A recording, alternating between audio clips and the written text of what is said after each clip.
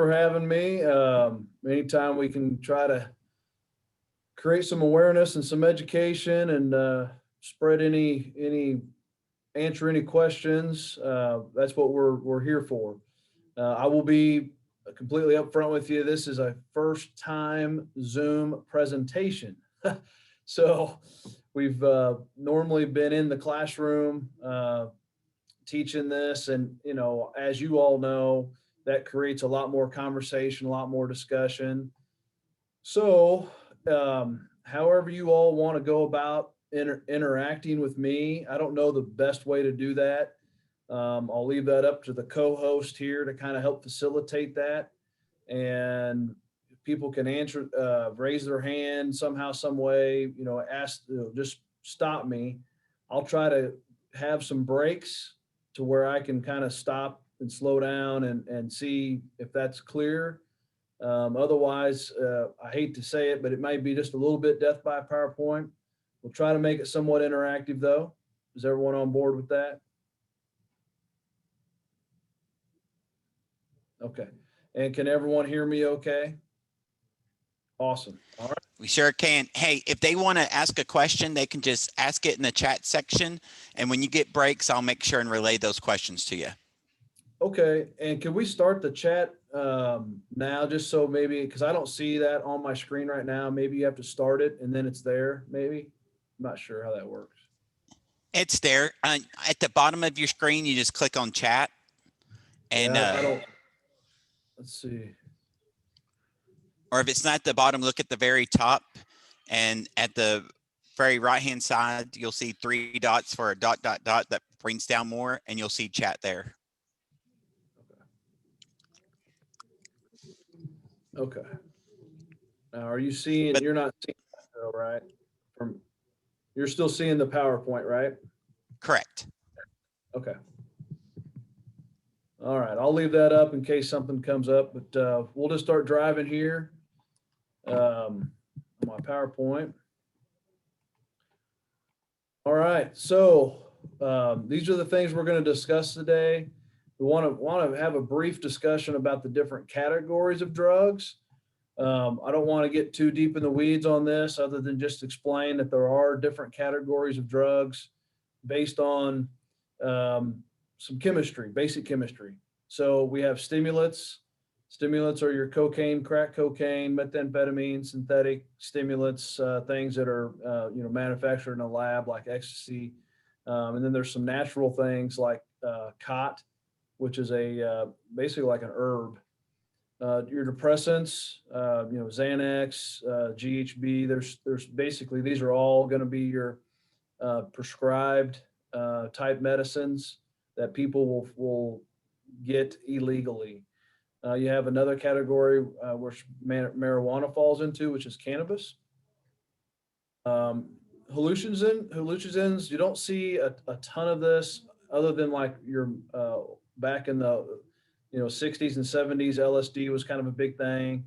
That's still around, but not a lot of it. And your mushrooms, that's definitely still around. Some of the synthetic cannabinoids can have those hallucinogenic qualities, as well as inhalants. We'll talk a little bit more about inhalants too. Another category is narcotic analgesics. So these are your heroines, your opioids, your morphine, oxycodone, etc. And then you have dissociative anesthetics. So these are like your PCP and ketamine. So stimulants, as it's defined, is a psychoactive drug which can induce temporary improvements to either mental or physical functions. So there have been reports, throughout history that whether there were soldiers that were given methamphetamine, or there was, sports athletes that were taking some kind of amphetamine, even over the road truck drivers would take amphetamines, basically to stimulate their physiological state of mind, right? To give them that boost of energy, if you will. There for years, you could go into most gas stations and buy some form of an amphetamine. Well, the methamphetamine really took Missouri in particular by storm. In the 70s, 80s, and 90s. And at one point, Missouri was the capital of all meth labs, to include Independence, Missouri.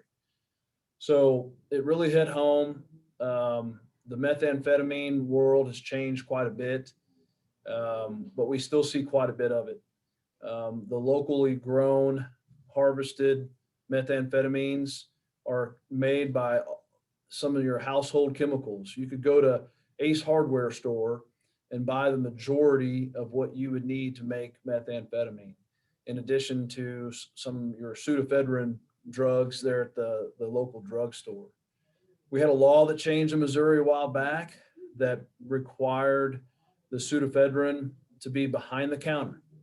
And if you're anything like me, this time of year, mainly August, September, early October, my allergies go crazy and I get all stuffy. So now I have to go to Walgreens, go to the pharmacist, and actually ask them for that. It's not a prescription, but it's behind the counter, right? And so if you've done that, like me, you have to provide your ID. They write that down. And if you find that annoying, or you find that kind of why would I have to provide my ID to do that? It was because the law passed, because that is a key ingredient to making methamphetamine. So that really slowed down the home product production. So we don't see a lot of the old traditional labs in homes or apartments or other places in any kind of dwelling anymore. However, there's still some going on. So for you all that are entering into these dwellings, you could potentially run across that. It hasn't been completely eliminated. The methamphetamine culture is still very prevalent, but most of that methamphetamine is coming from our borders, whether that be Mexico or some other some other countries. So that's probably our biggest stimulant problem. Cocaine and crack cocaine still around. We just don't see a ton of it. Ecstasy's kind of has a real specific use. Don't see a ton of that. And cot is very, very limited. We don't see a whole lot of that. So for you all, when you go into these places, or maybe you're just having conversations with these folks, you would potentially want to start paying attention to some of these effects. You may not be able to pinpoint all of them and specifically say, well, if they have all these, then they must be using these types of drugs. Because you can see here, these types of effects can occur for various reasons. But it's just something to take notice of. Probably something to pay more close attention to. So when you're having these conversations, when you first have your contact, let's just say, just throw out a date, for example. We'll just say January 1, right? New Year's Day. You have your first contact with somebody. Well, 6 months, maybe even 3 months, when you see that person again, you start noticing these emotional effects. That's something to really note. And I don't know how you all communicate amongst yourselves. I don't know how you document things, but if you even had a journal of how your first encounter went and then your next several encounters went, if you started noticing things like depression and sadness and paranoia, some hard to explain behavior, it would be good that you would make these notations, because it could be leading to something else. Some other clues, or talkativeness. So basically, you think, well, maybe they're just nervous, right? They're nervous, so they're being overly talkative. But when you start adding in body tremors, which a body tremor is basically like incontrollable jerk of the body, not just your knee tapping as you're kind of nervous as you're taking a test. It's a lot more than that. These physiological responses, really, they have no control over, and a lot of times they don't even know that they're doing that. I can't tell you how many times I had been on a traffic stop and brought the person back to my car to get some more information, like a current address, and ask why their plates expired or whatever that conversation looked like. And they would have almost every one of these clues. And I would actually get to the point where I would ask them about some of these clues, and they had no idea. They absolutely had no idea.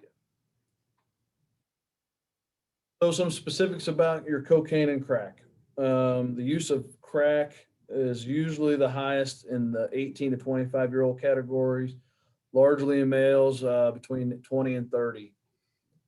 Crack is used by people of all races and socioeconomical levels, um, predominant in populations of 30,000. So, what's that mean? So, typically, your more urban type cities, or you're going to see a little bit higher concentrations of crack.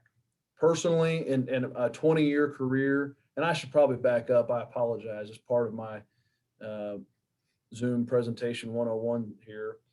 Um, like I said, I've been with the Highway Patrol for this is my 20th year.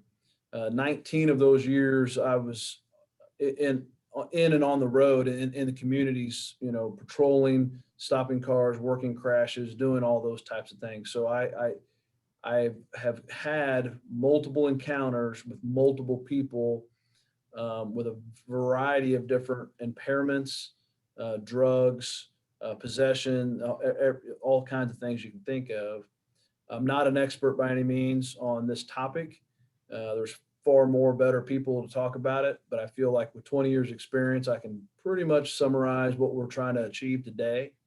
So I didn't experience a lot of the possession of crack or cocaine.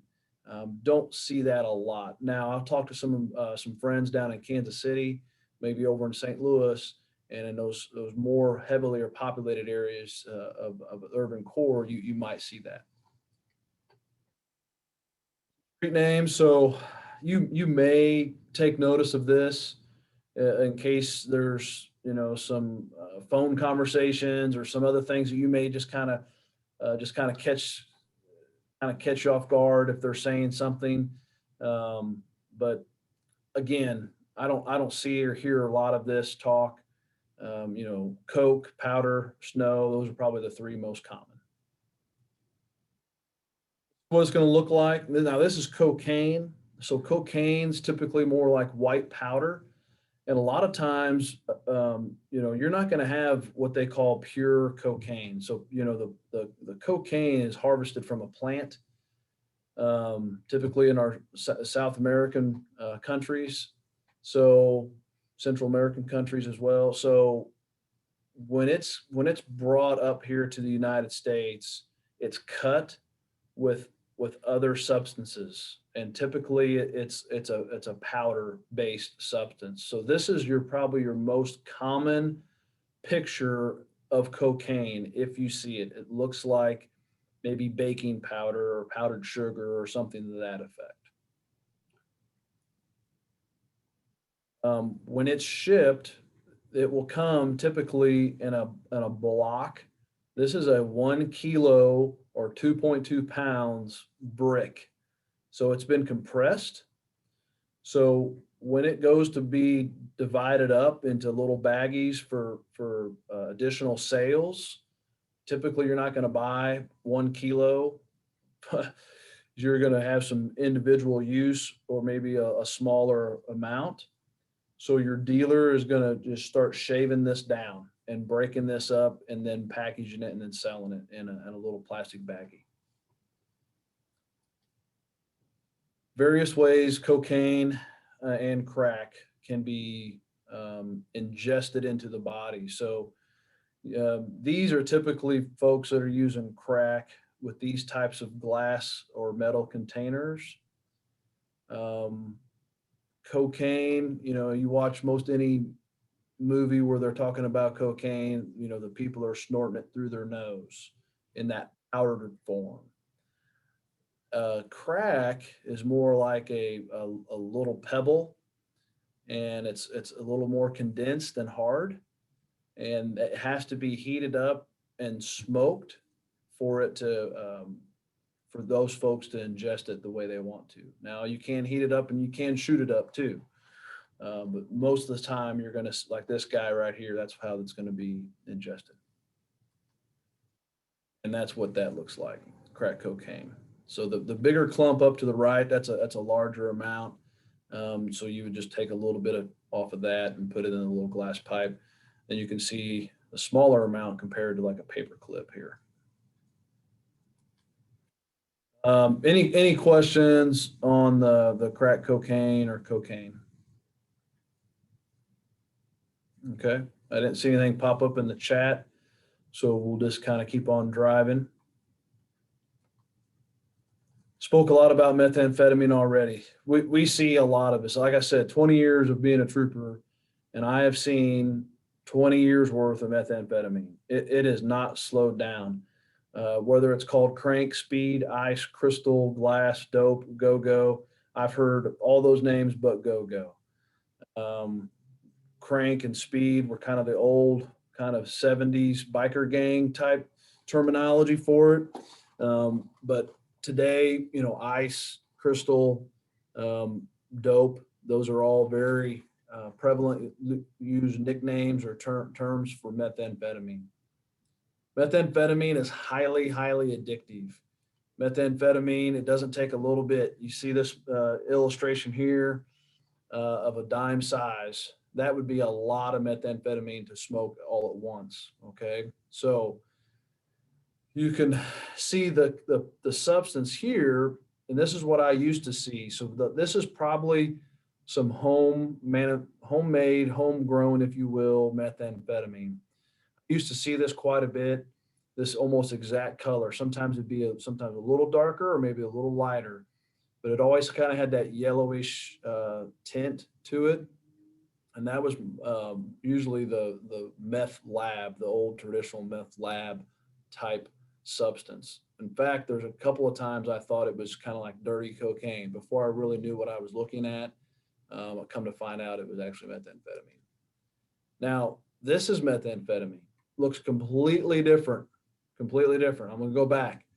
This is what I used to see. So I started in 2000, right? So you have the early 2000s, and then right around, I would say, my best recollection would probably be 2005, 2008. I started seeing a lot more of this. And I'm going to get the date wrong, but I think it was 2007 when that one law change that I referred to earlier, where it really slowed down the people buying the pseudoephedrine. And I think that's where you get this tint from. I think part of that, the burn off on that pseudoephedrine is that why you get a little darker color like this. Now, this crystal stuff, this was typically being imported from Mexico. And it was typically more what we would call more potent, more pure. And they were using a different method. And I'm not going to get into all those methods. But this was more of a higher grade quality, if you will. And it looked just like this, like the little glass shards or even like a little glass crystal rock.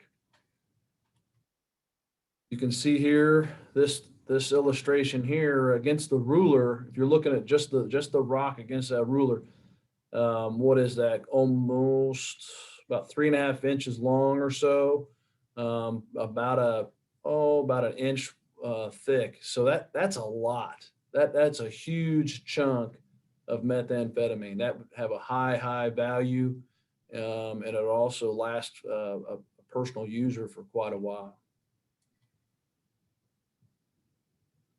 Any questions on what that methamphetamine looks like? If you're going to see meth in the homes nowadays, or your dwellings nowadays, I'd say you probably need to keep your eye out for that right there.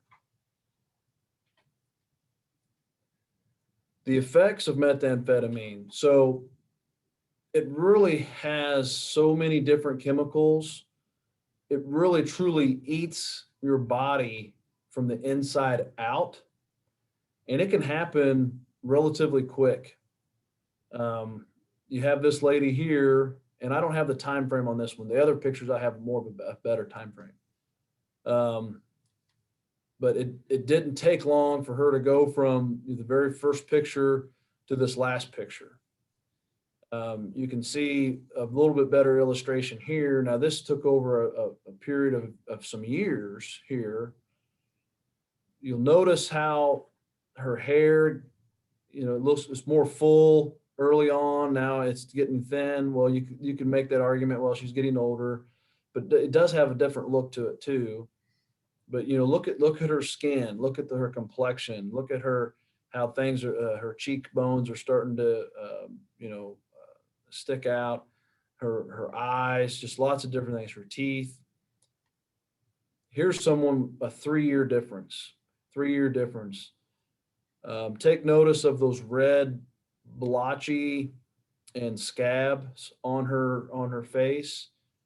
Also the wrinkles.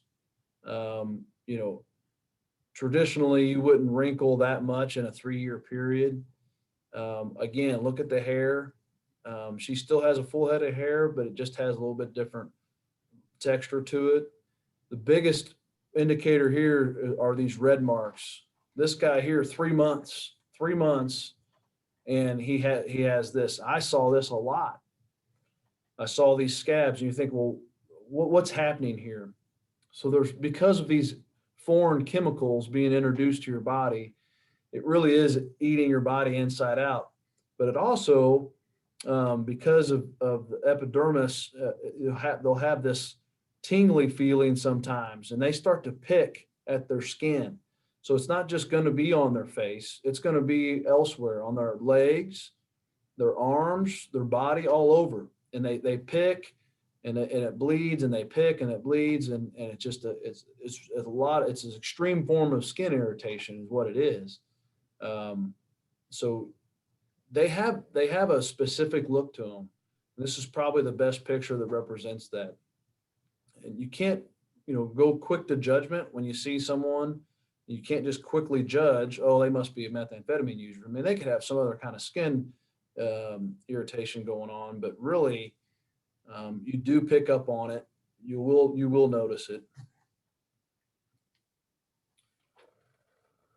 So this kind of gave an illustration here of just not that long ago. 2017 is not that long ago, where we have these maps of laboratories where there was a significant seizure that occurred.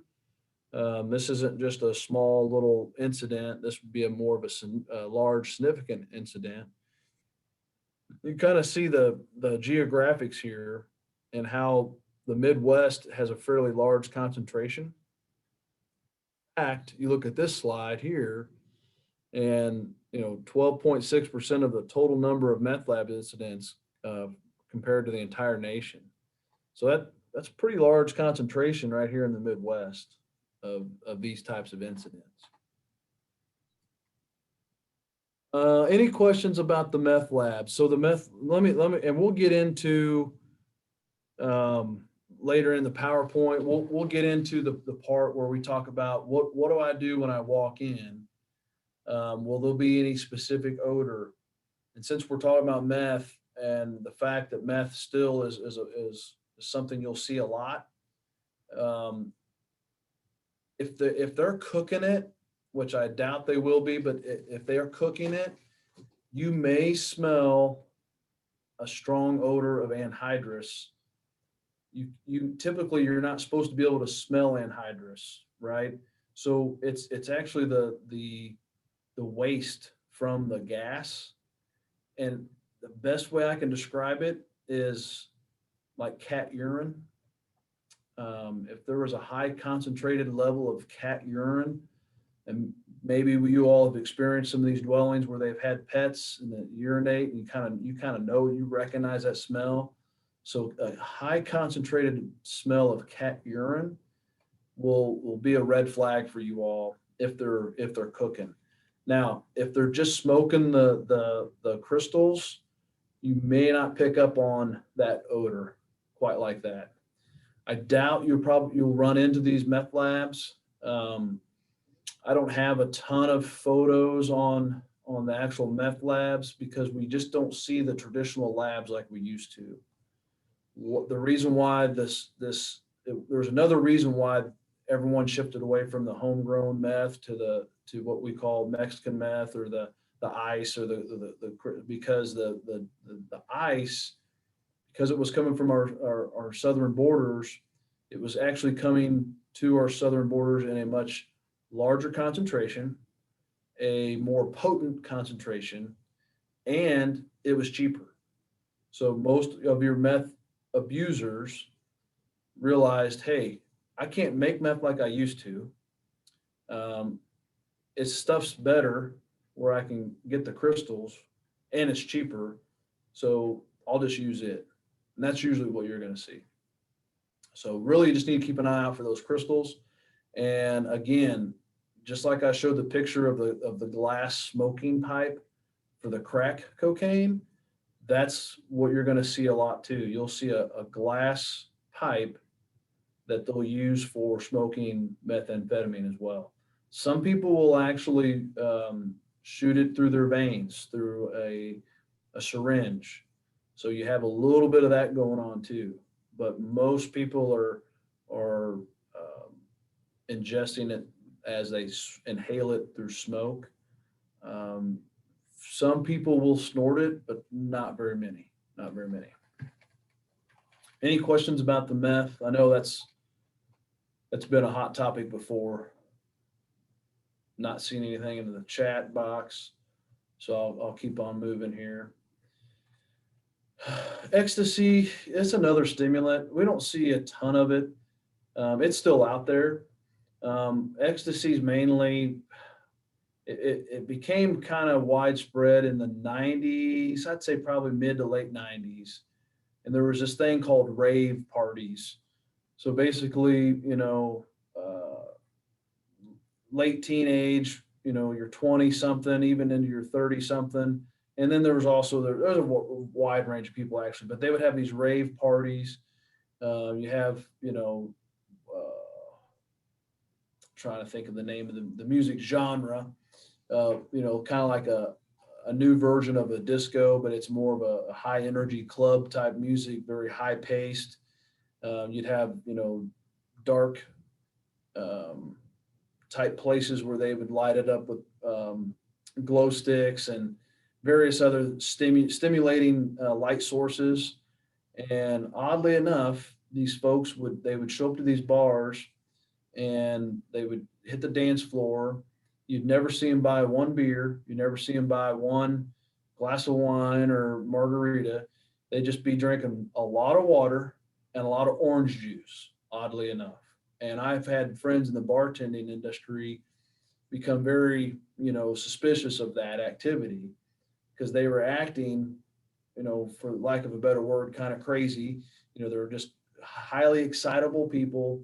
They're very friendly, overly friendly. They want to hug you. They want to kiss you. They kind of want to they just want to be on the dance floor, waving their hands around, all this other stuff. And they're profusely sweating. The water they're very thirsty, and supposedly the orange juice had some kind of quality into it to make it a little bit more exciting for them. But their body temperature is way high. It's really high. So they're just guzzling water, profusely sweating. It was mainly a party drug is what I'm getting at. So you don't see that a whole lot on a daily basis. They're using it for a specific reason.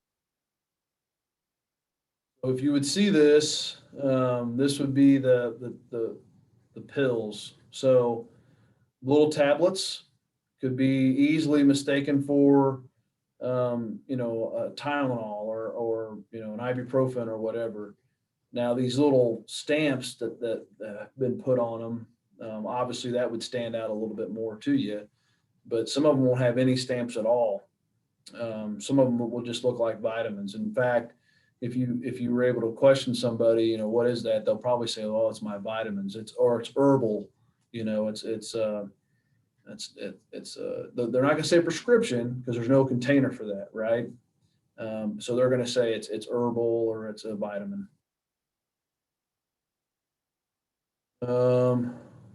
Bath salts are really bad.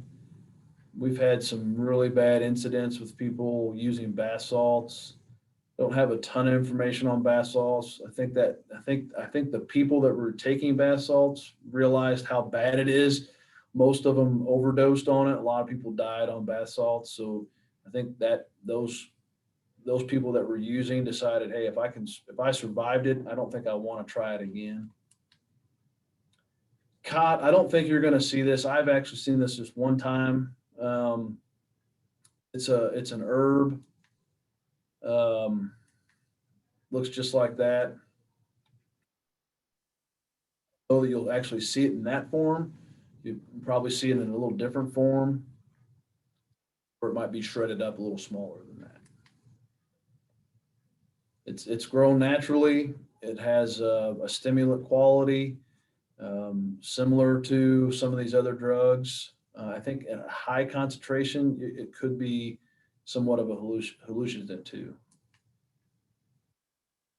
So depressants, so alcohol, Valium, Xanax, benzos, rupropanol, GHB.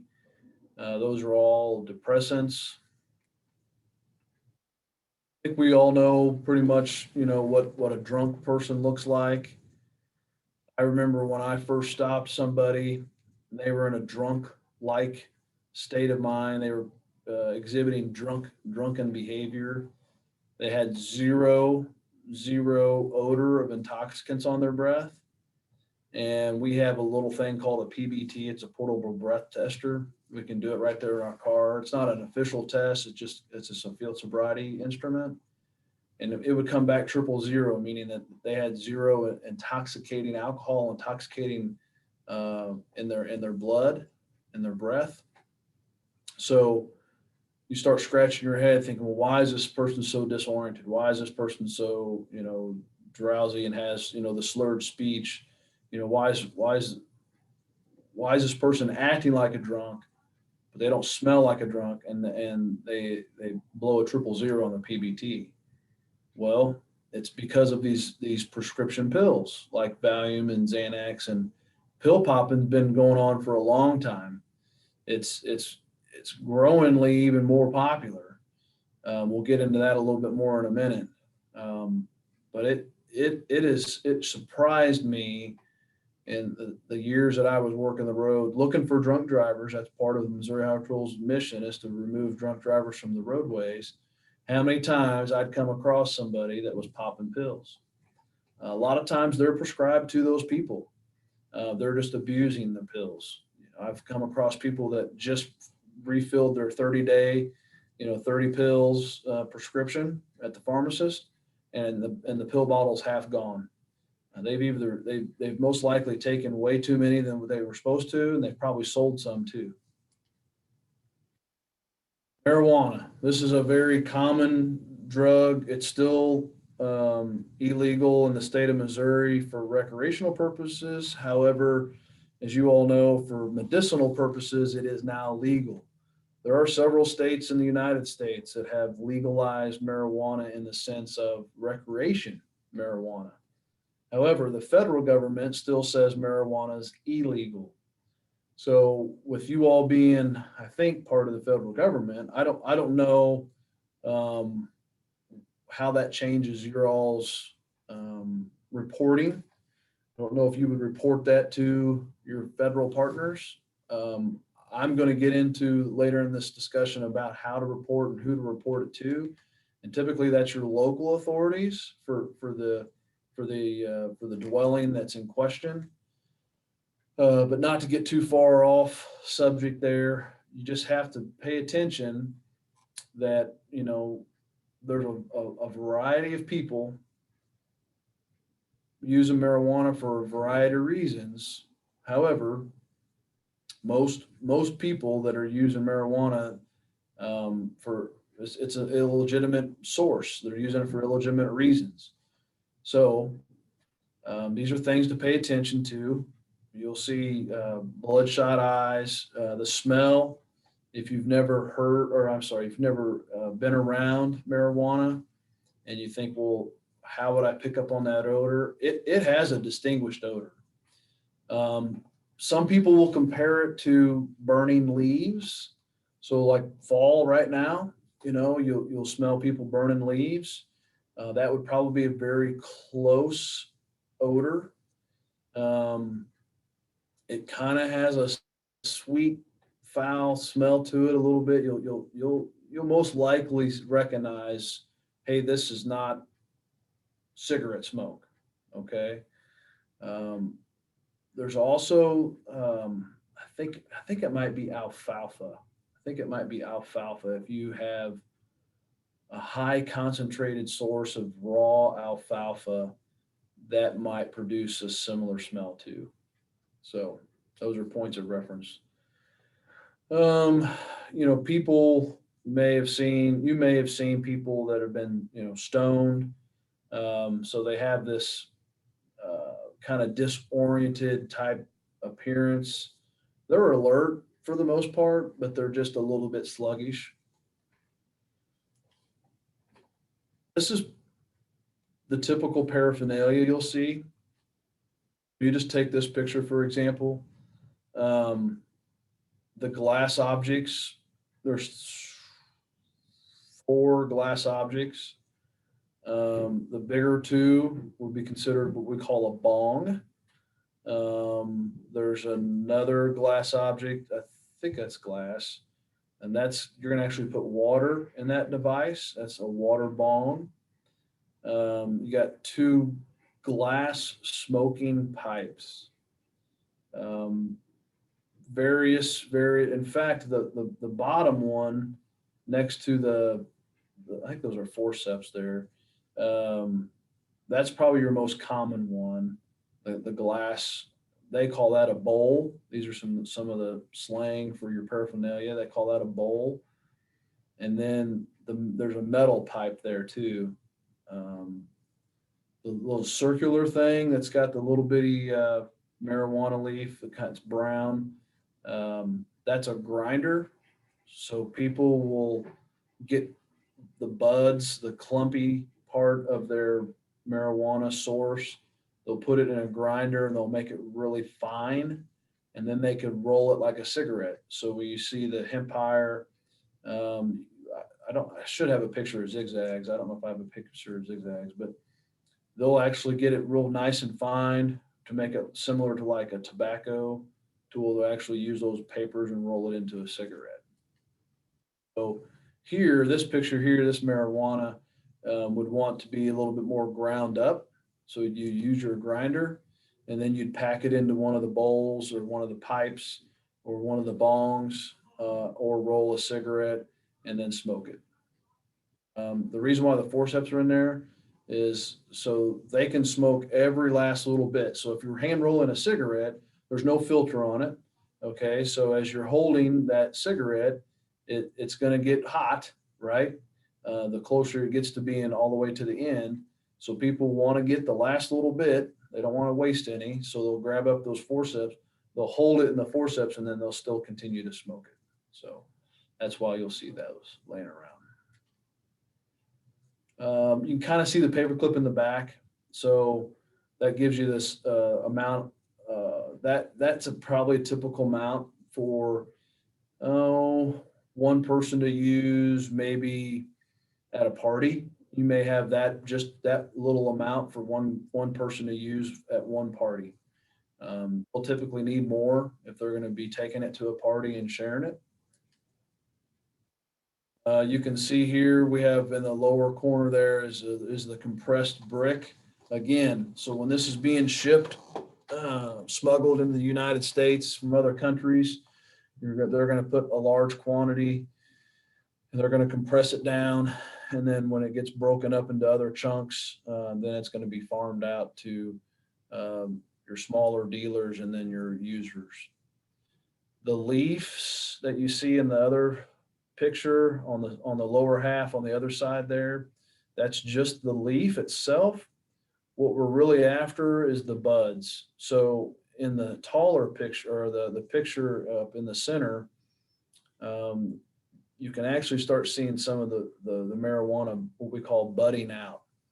And that's where you're going to want the bud. So some of what the term would be ditchweed is a lot of leaves and stems. You don't want a whole lot of leaves and stems. However, a lot of people will include that with the bud, but the bud's going to be the concentrated source of the THC. And the THC is the actual chemical component of marijuana that, gets you high. Okay, so because marijuana is becoming more and more legal, whether it's for medicinal purposes or it's actually recreation, and again, in Missouri, and I believe in Kansas too, recreational marijuana is illegal. So for Missouri, I'll speak to that. With medicinal purposes, if you're going to cultivate your own marijuana, you can actually apply and you may be granted a permit to cultivate your own marijuana. You can grow it inside your house legally for medicinal purpose. You have to have been vetted and all these other reasons have to have lined up for you to do that. So that's why I wanted to show you these pictures, because you may see an indoor grow operation. So the bottom lower picture is actually the start off process. So they want to harvest one plant from the next. And so they'll actually start off with a little tiny seed and bud and start growing on a smaller level. So that you can obviously, that could be done in your kitchen window, right? So you might want to take notice of that. Now, the picture to the left there, or I guess my left, might be your right. You can see the it's a lot more bushy of a plant. You're looking at roughly probably 3 feet of growth there. Those buckets have the soil and the water source. These individuals here that were harvesting this was in a basement. The reason why it's kind of goldish color in the background is because of the grow light. The grow light is like a sunbeam lamp light. It's a high powered light that you can buy for growing hydroponic vegetables at home. They'll buy these high powered lights and then they'll wrap a room in foil to just really get a high concentrated source of artificial sunlight. That's what they're after. Well, they also have to require good hydration, the plants. So they'll come up with some crude methods and some pretty sophisticated methods. I've seen a former engineer, retiree engineer, come up with quite a system. I think that might be in the next slide. Also, you can see what's been harvested here in the bags, and some of the other stuff. There's a ballast light. So the ballast is a source of energy. Then you have the actual sunbeam lamp itself. Some pretty heavy duty cords, but you can do this all in your basement. You can even do it in a bedroom. So there's a dehumidifier and humidifier type system set up down in that one lower corner. You can see some of the crude methods of using just buckets of water and some hoses to try to come up with some type of hydration system for the marijuana itself. You can see the hood of the sunbeam lamp. And then you can see in the lower picture there where you have an electrical outlet with these timers. So these like this engineer guy I was telling you about, he would have everything set up on a timer. So those lights, those lamps, he had those set to turn on at a certain time. He also had it set up to where he could make sure his hydration system was working systematically. These pictures came from a interior bedroom. So just a standard sized bedroom of a 3-bedroom, 2-bath house, and this was actually in the Gladstone area. So this system here was somewhat sophisticated in my opinion, because he also was trying to exhaust any fumes. And what I mean by fumes is that we all know what flowers smell like, right? So you have a nice fresh bouquet of flowers in your living room or on the dining room table, you get that aroma. Well, much like another naturally grown flowering plant, which that's what marijuana is. It's a flowering plant. Those buds are the flowers of that plant. Um, it produces an aromatic odor. Okay. And because he had such a high concentrated bushy flowering plant here, he was trying to pump exhaust some of that outside. That was one of the few that I've encountered that had that system set up that way. But again, you can see the big hood, bright light to mimic sunlight. You can see the little contained inside. Everything's contained inside a silver foil type background to just get the light spread all over the entire plant itself. Before I move away from indoor grown marijuana, I'm going to pause there for a minute and see if you all have any questions about that. Okay, I don't see anything on the chat, so I'm going to continue.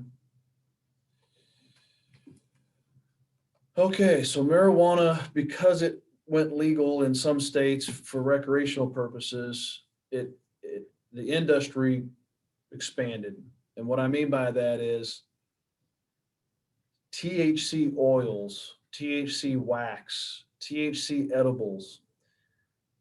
People figured out a way to harvest marijuana, extract the THC from the bud, and create anything from a gummy bear candy type edible that you chew it, you eat it, and it will give you the high you're looking for, and just a little different fashion. To include the vape industry. So we all know the vape industry's taken over to some extent, the tobacco industry. Well, the people in the marijuana world decided, well, we can do that too. If you can do it with tobacco, you can do it with marijuana. So the vaping world was introduced to the marijuana, or marijuana was introduced to vape, however you want to say that. These pictures here, the white boxes that you see, that is a one-time seizure. So that means that a trooper out on I-70 stopped a truck, pulled this truck driver over, started talking, and next thing you know, he was illegally transporting THC through Missouri. The percentage content of this THC you can see on the box is nearly 85% THC. So THC oil has a high concentration of THC. THC wax has a high concentration of THC. So if you have a small amount, let's just say a dime size amount of wax or oil, that is considered a felony. If you had a dime size amount of marijuana, that would be considered a class E misdemeanor in Missouri. So basically like an infraction. So you think, well, why is there such a difference there? It's because of the concentration of the THC. So we've had people come from Colorado with their vape, with their oils, somehow make it through, TSA, at the airports. I don't think that that's something that they were looking for while they checked their baggage, right? So it didn't really, throw any big red flags up. They visited their family for Thanksgiving or Christmas or whatever. They know it's illegal, right? But they don't know it's a felony. So they go to watch a movie that night. They get pulled over, and he's vaping his marijuana. And it's legal in Colorado, and it's just a small amount. Well, guess what? That's a felony, So anyway, it's going to be hard for you all to positively say, well, that's THC. These things come in so many different packages. A lot of times it's easily mistaken for, CBD, or some kind of candy or some other flavor of a vape, where it's easily confused with what we would think is legitimate, and it's actually not. Just like this package in here, who's going to say, well, that's illegal, you know? Um, this is from California, so it was legally produced, packaged, and sold in California. Any questions about the synthetics, the oils, the vapes, the waxes, the edibles, anything like that? I don't see anything in the chat, so I'm going to move along.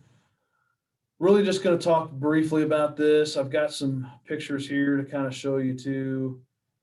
This is some scary stuff, LSD, mushrooms, all that stuff is pretty scary stuff. Because when you're hallucinating, you're in a whole new world. And it's hard to have a real conversation with anybody when they're on any kind of drug. But hallucinogens, it just takes it to a whole new world, whole new planet. Okay. So these are some things to look for here. LSD is going to just be a tiny little piece of paper. So this is actually like a Post-it note size paper that you're looking at now, and they're going to cut those in tiny little squares. So even probably about the size of a nickel or a dime is a tiny little piece of paper. Have various different designs. Then they put that piece of paper on their tongue. So that's been dipped in LSD, this tiny little square piece of paper. They put that on their tongue, and it absorbs into your bloodstream pretty rapidly, and now you're hallucinating. And that will last for quite a while. It can last 10 to 12 hours. They call it a trip. I'm on a good trip right now. That it could last up for 10 to 12 hours. This is a sugar cube. So a sugar cube was dipped in LSD. Doesn't take a lot of LSD. LSD is also called acid. It's pretty bad stuff. No, don't see a whole lot of this. Now you'll see more. You may see this. These are called mushrooms or shrooms. People are still using shrooms. Not a whole lot, because again, even some of your biggest time users and abusers, they're a little leery about the hallucinogens. They only want a good trip maybe every now and then. And most of them end up experiencing a really bad trip, and they get really sick after they're coming down off their trip. So a lot of times they don't go back to this. I apologize. I forget my time frame. I don't know if I'm going long or I'm running short. I can't remember how long we're going to. Is it 3:30? Just trying to find that on my calendar real quick. Might have to speak up faster. Did I lose everybody? It's 3:30. 3:30. Okay, well, I have to talk a little bit faster then. So we'll keep on driving here.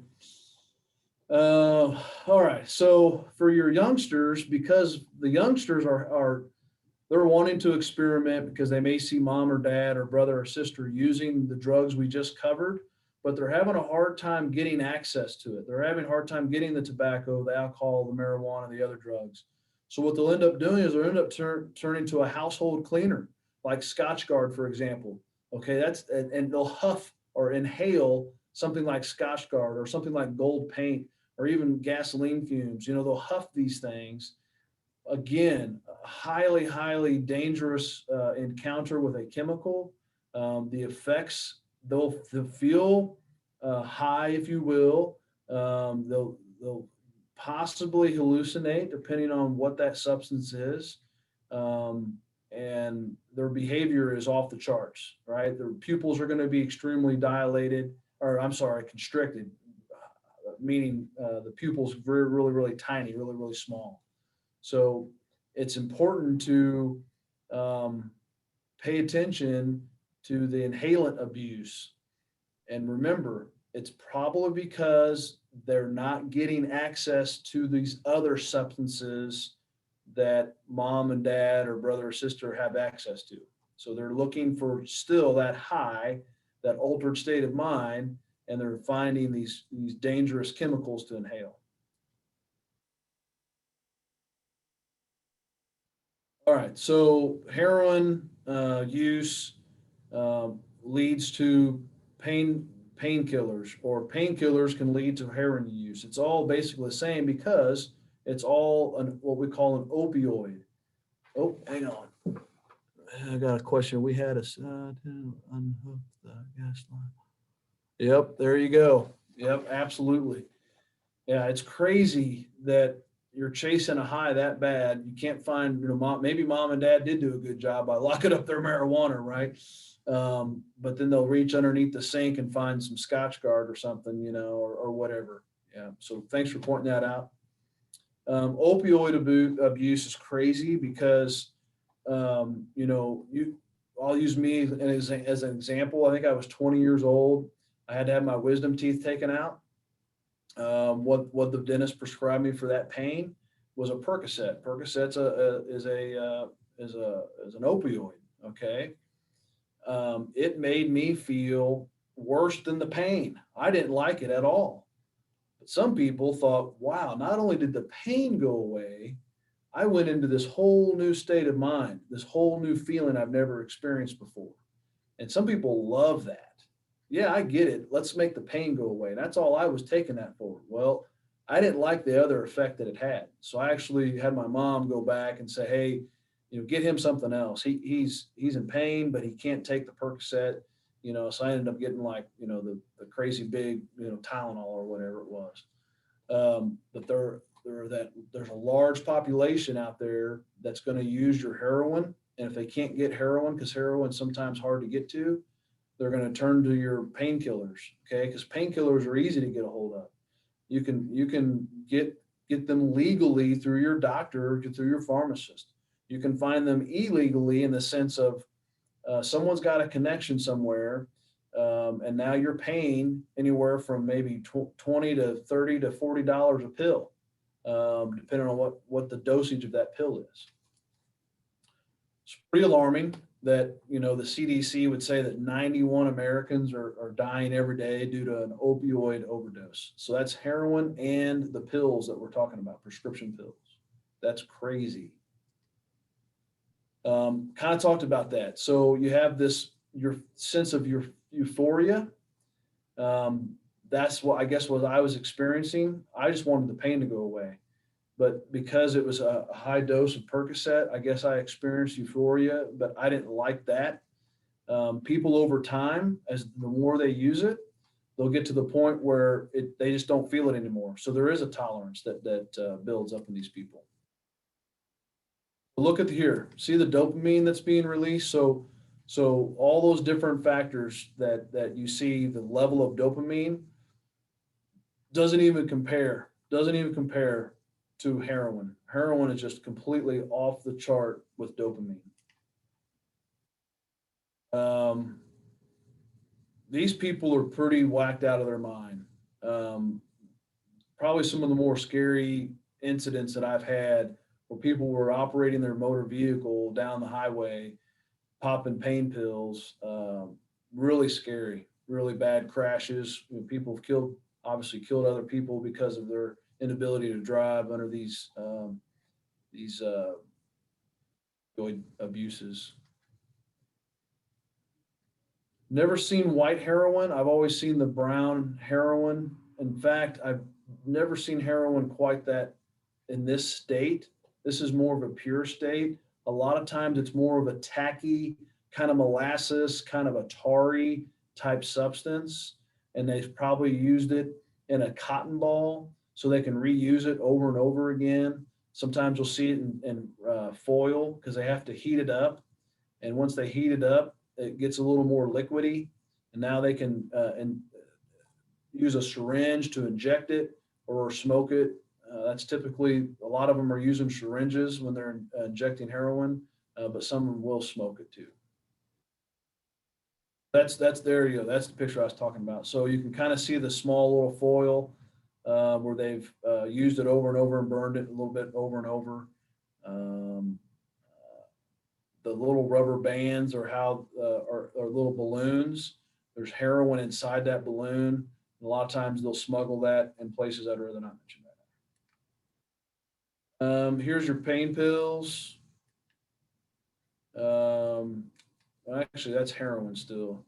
Yep, that's heroin. Smack tar, boy, some of these I haven't heard of. Smack's probably the most common one. Yeah, so here's your pills. And it says here, heroin is nothing compared to this. And this is probably going to talk about fentanyl right now. So fentanyl is a crazy strong painkiller. Most of the time, if you're going to the hospital, and you've broken a bone, you got a compound fracture, you got bone sticking out of your leg or something like that, the docs are going to start pumping a bunch of different painkillers. Most of the time, you're going to get fentanyl. It's crazy that fentanyl has taken over some of these drug abusers' lives. A lot of people dying from the use of fentanyl. Very dangerous. Very dangerous. It's a pill press picture. People gone to where they'll buy their own pill press just to make their own pills. Don't see that a whole lot. I'm going to skip past this video for the sake of time. So opioid type is a percentage of total opioids identified by. So over time here, we've seen the opioids go up, of course, to the levels of being scary. So you've probably heard over the last probably 4 or 5 years, a nationwide approach as well as a statewide approach to combat the opioid crisis. Fentanyl here again, it's crazy strong. You compare it to some of these other drugs like morphine. Morphine long time ago, that's what everyone was using to combat pain. It doesn't even touch what fentanyl is doing. Fentanyl is through the roof. Now, on here, you'll see some other chemicals. I can't pronounce it, but the far one on the right, the real big graph, carfentanil. I think that's how you say that. Carfentanil. It's the most lethal, the most strong. I don't even know why this thing exists, but it does. So what's a lethal dose? So you can see their heroin. If you took that much heroin, you're dead. You take that much fentanyl, you're dead. And then that much carfentanil, you're dead. That's hard to even imagine that small amount could kill somebody. We have literally had, not troopers, but we've had officers in this country go to a scene of a car crash. Person's been transported. They're just trying to get maybe the person's purse out to, get it to them. They're just trying to do good. They're not trying to do anything like searching for illegal drugs. They just think they're getting the purse out so that can go to the respective owner, right? And in doing so, this person had spilled fentanyl, and just a little bit that goes up in the air because they grabbed that purse that split second immediately affects them. And if they didn't have Narcan, they could have easily died. Now I'll explain what Narcan is in a minute, and that might be something you all might have some additional training on. Narcan is this. We carry this in our troopers. All troopers carry this in our patrol cars. Okay, because there's been too many incidents where people have been innocently exposed to that. This is a nasal spray. So on the onset of you being exposed, you can administer this yourself, or you can administer this on somebody else. And that one dose right there will save your life. You'll still have to go to the hospital. You'll still have to call EMS. You'll still have to do all that. But this is a brand. It's Narcan is the brand. Highly recommend you all look into this if you're going to be thinking you're going to be exposed at any time. So you might want to do your research on this. I don't know what the cost is. I think we got enough supplied through maybe a grant? I don't know that exact answer. I have to speed up here. So here, let's get to this. We only have like 5 minutes left. How to protect yourself. So just please, please be aware, pre-plan, I don't know exactly your all's job, how you go about your job every day. I'm not here to try to change your way of thinking. I just want maybe just expose, you might be doing all of this already. So we'll just go through this real quick. Check your individuals for warrants. Sometimes there's information on CaseNet. You jump on CaseNet, you can do some research, see what's going on. Obviously notify others if you're going into these dwellings. It'd be great if you had more than one, but with staffing, I don't know if that's possible. But at a minimum, you're going to leave a plan with somebody. Make sure you have good cell phone coverage. You go into some of these places, you might not have good cell phone coverage. So think about how you're going to respond to that if you can't get out on your cell phone.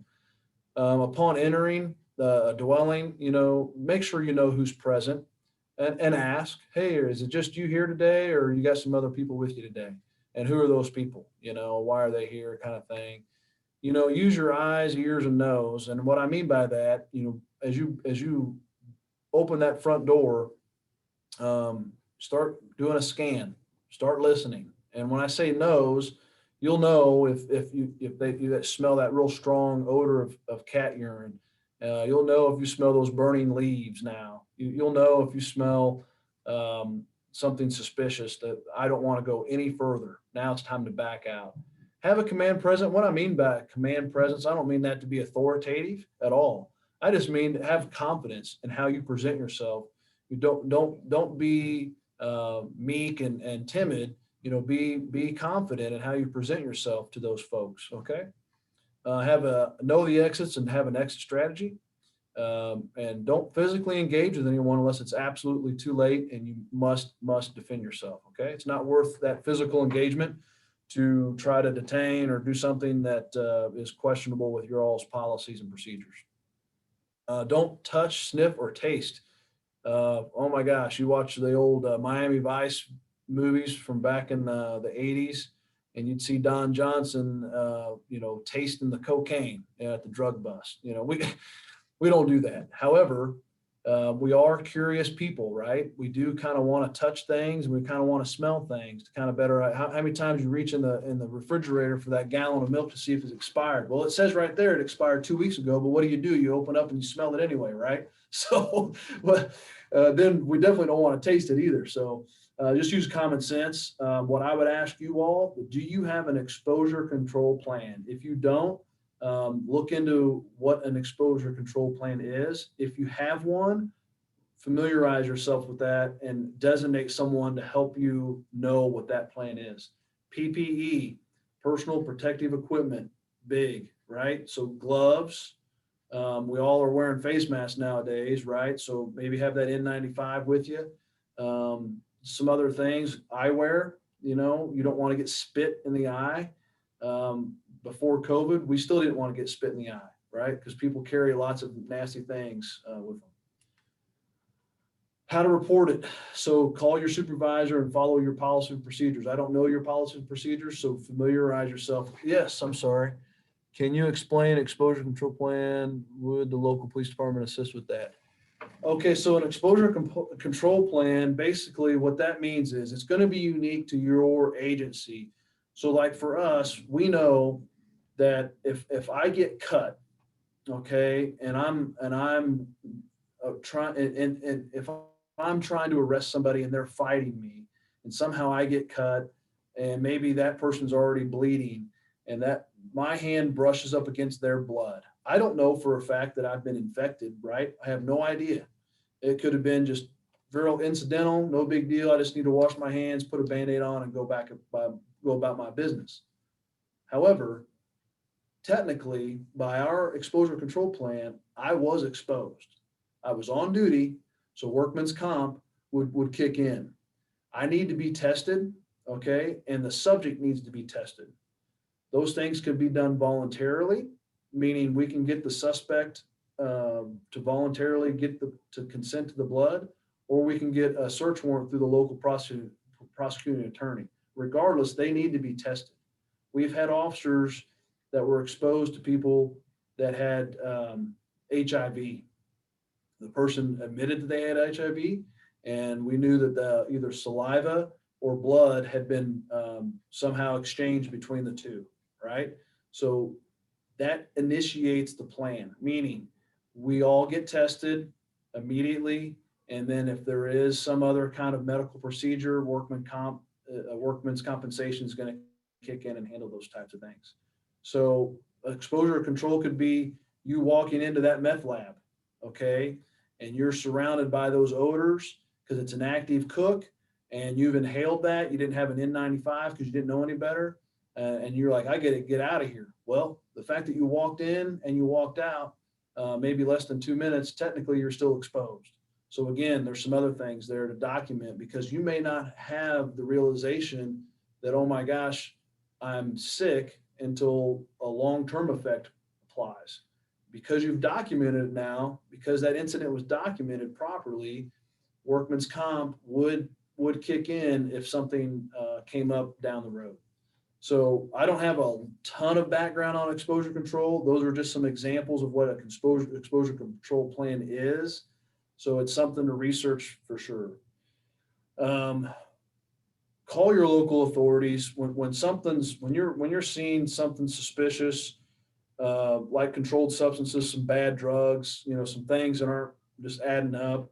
If you've already talked to your supervisor, it's time to probably call the local authorities. So know the jurisdiction that you're in. Know that, hey, I'm in the rural part of the county, so I need to call the sheriff's office. Or I'm in the heart of Kansas City, I'll call KCPD and establish some of those relationships too. It wouldn't hurt to have those relationships built beforehand. I don't know if this is permitted with you all or not, but if you're saying, okay, this ain't right, we need to stop what we're doing here. If you have a camera and you want to try to photograph things, you feel like someone's going to destroy the indoor marijuana grow and get rid of all the evidence. I don't know if you guys can do that or not, but it wouldn't hurt, to take some pictures. I wouldn't do it with your cell phone because your cell phone could be subject to warrant and they may take that cell phone from you. Hey everyone, for those of you playing the event game, I don't know what that is. So on the don't allow anyone to leave. I don't know if you can detain anybody or not. I really don't. But if you've called the police and they're responding, really no reason for them to leave. But I don't recommend physically detaining anyone either. So you may just have to say, well, okay, I'd rather you not leave. Can I get your name? Just don't be confrontational about it. Again, I don't know how much authority you all have in that regard. So please talk to your supervisor about what you can and cannot do. Ideally, we wouldn't want anyone to leave. Ideally, it'd be nice to photograph things. Okay. If you feel like something's going to change. If nothing else, just leave the dwelling, right? And just follow up later. That's the safest thing, right? You just make mental notes. Don't even tip your hat. Don't even say to the guy, oh, do you have a license to grow that marijuana, right? Don't even tip your hat. Just notice, hey, that's obviously an indoor marijuana grow. I don't want to get in a confrontational situation right now. So I'm going to report this to my supervisor and I'm going to report this to local authorities and maybe they can follow up later. Okay. Let's see, where are we at? There was a question about gun safety. Obviously the safety side of it's kind of speaks for itself, meaning that, if you walk into a house and you see people with guns, I think you probably need to leave that house. Okay. But some of the laws, you may be wondering how they apply. Well, the federal laws, because every state's a little different, but the federal laws say that citizens and legal residents must be at least 18 to purchase a shotgun or a rifle and ammunition. Okay. All other firearms like handguns, you have to be 21 to purchase. So is it safe to say that an 18-year-old or let's not even say that, a 15-year-old should really be toting around a gun? No, they probably shouldn't be for a lot of other reasons too. But here's more important, something to focus in on. You all may know that the person in the dwelling is a fugitive, meaning that they have been convicted of a felony. They served time for that felony, and they are not allowed to possess or purchase firearms.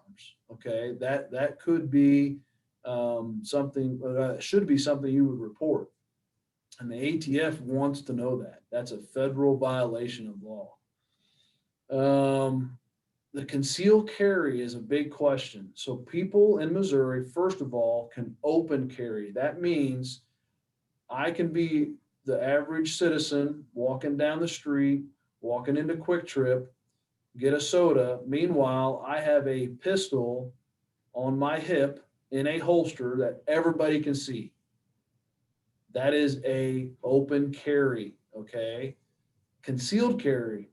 Concealed carry laws in Missouri have gone back and forth. We are currently in a position in Missouri where concealed carry law really doesn't apply anymore. That means you do not need a permit. You do not need to go to the sheriff's office and go through the safety class and get a concealed carry permit. You're basically allowed to carry concealed, except for all those prohibited places, okay, like schools and churches and some other places. I think there's a question here.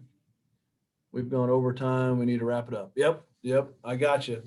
So that's it, man. So questions and comments, you can email me. I wish I would have put my email address on there, but I think Michael has my email address. So whatever questions you have, go ahead and email Michael, and he can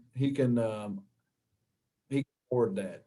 As far as can we have the PowerPoint, I typically don't give out my PowerPoints. I'll see if I can do something for you there, because sometimes this stuff's pretty generic anyway. So I'll try to see what I can do as far as sharing some of the data off my PowerPoint. Otherwise, give me a call anytime. I'm happy to answer any questions. I'm sorry we got a little bit rushed there, but that's it. That's all I got.